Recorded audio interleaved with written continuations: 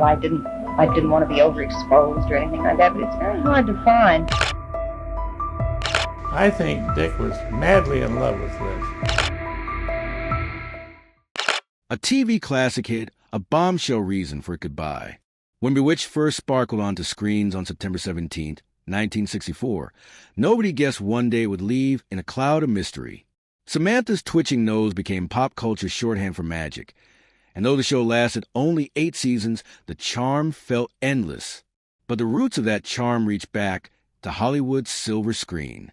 Creator Soul Sachs binged I Married a Witch in Bell, Book, and Candle, then stitched the best bits together for his pilot. Because both films sat in Columbia Pictures' vault and Columbia-owned Screen Gems, he shrugged off any lawsuit drama. No lawyer spells needed. Elizabeth Montgomery's glow seemed almost supernatural. Viewers swore she must sip an anti-aging potion, yet behind that radiant smile she battled secret health issues no fan saw. Her strict workouts and careful meals masked pain even the studio kept quiet. Casting chaos brewed before cameras rolled. Producers nearly handed the mortal hubby role to Richard Sargent, but while they hunted the perfect Samantha, Sargent chased another gig. Richard Crenna briefly hovered as a backup, then vanished from consideration, leaving the door wide open. Montgomery didn't just play Samantha, she shape-shifted on screen. She doubled as mischievous cousin Serena and, in credits, cheekily behind the name Pandora Spox. One episode even showed her juggling Serena and yet another cousin in the same scene. Pure TV witchcraft. The Darren dilemma kept spinning. After Crenna bowed out, Dick York finally clinched apart, only for Sargent to circle back years later. That revolving door casting hinted at trouble brewing behind the laugh track. York's real-life pain soon sparked a crisis. He had ripped muscles on a movie set and leaned on prescription pills to keep filming. Then, during Season 5, a routine B12 shot backfired. He collapsed in a violent seizure right on set. Crew members froze, and medics rushed him away. For the next episodes, Bewitched ran without its mortal husband. Viewers wondered if Samantha would ever twitch him back. When Dick Sargent finally stepped in, the shift jarred audiences and signaled storm clouds over this beloved sitcom. Those rocky months marked one of the few gloomy chapters in an otherwise light-hearted legend. The upheaval only grew wilder and more heartbreaking. Elizabeth Montgomery's real-life pregnancies sent the writers scrambling. She announced baby news 3 different times, and the show boldly wrote in Tiny Tabitha and later Adam, stunning execs who usually hit expectant bellies with clever camera tricks.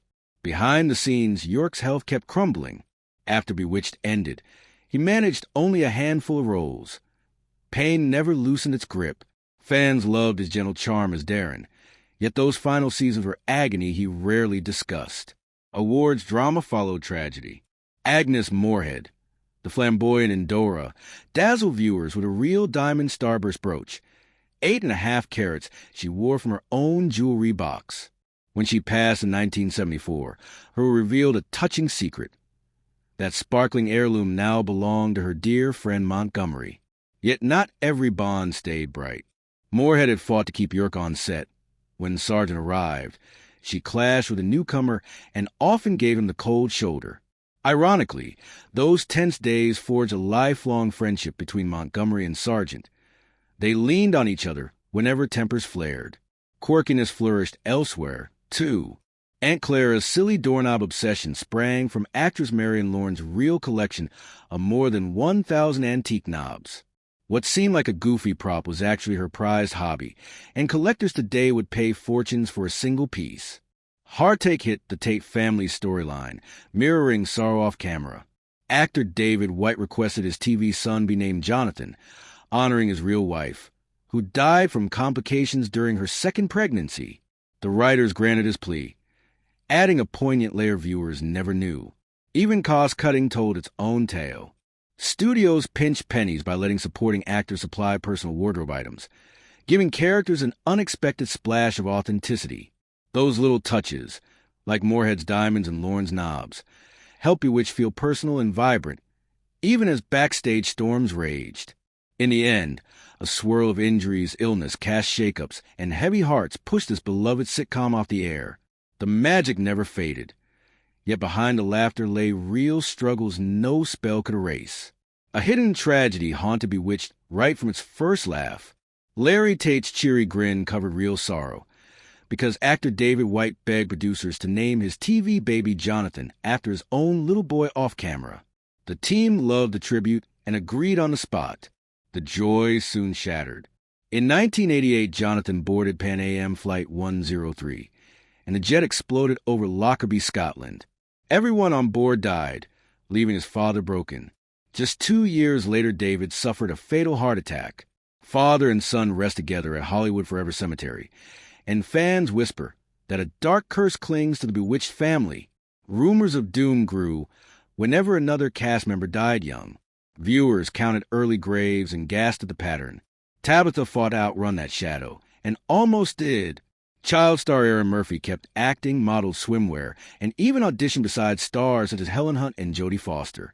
Her parents later moved to Orange County, and the change worked. She became homecoming queen. Behind Samantha's sparkle, stagehands worked frantic magic. In the pre-CGI 1960s, every effect relied on muscle. Elizabeth Montgomery froze with arms raised while the director yelled cut. Crew yanked props away. Then the camera rolled again. It looked easy on screen, but each twitch meant sweaty labor. The biggest shock came from Montgomery herself. Before the pilot, she planned to leave Hollywood. Husband, producer Bill Asher talked her into trying one little sitcom, and one season stretched to 8. When the network begged for seasons 9 and 10, she finally said no. Author Kirby Pilato confirmed renewal papers were ready, yet she walked away while her marriage crumbled. Montgomery's humor was delightfully wicked. Erin Murphy told Fox News that Elizabeth loved dirty jokes and goofy faces. She compared her to Lucille Ball, glamorous one moment, silly the next. That fearless comedy made every spell land. Even her workouts were strange. Because the magic was manual, Elizabeth held her arms stiff midair for long minutes. She could drop them only after the director shouted action again. Those unseen arm burns prove real magic takes real effort. The abrupt goodbye stunned the studio. Executives had drafted new budgets, but once their star quit, the spell snapped overnight. Reruns filled the gap, and the cast scattered to fresh projects, carrying sweet memories and heavy secrets. The theme song kept a secret the audience never heard. The catchy tune that opens every episode actually has full lyrics, yet no one sang them on TV. One line croons that Samantha has her man under your spell, turning the jingle into a quiet confession from Darren himself. These hidden words still spark debate. Are they Darren admitting he knows his wife is a witch, or simply a lovesick sigh? Either reading adds a spooky shimmer to the melody. Paperwork around the witch proved just as slippery. Elizabeth Montgomery guarded her privacy so tightly that reporters never nailed down her real age. When she died, papers printed 57, even though she was 62. Some obits also called her single, ignoring partner Robert Foxworth. The errors crept onto official forms, too. Her death certificate listed her as Elizabeth A. Montgomery, but true fans know her middle name was Victoria. Clerks shrugged, and the typo stayed, feeding rumors that her magic lingered beyond the grave. Behind the camera, drinks sometimes flowed for real.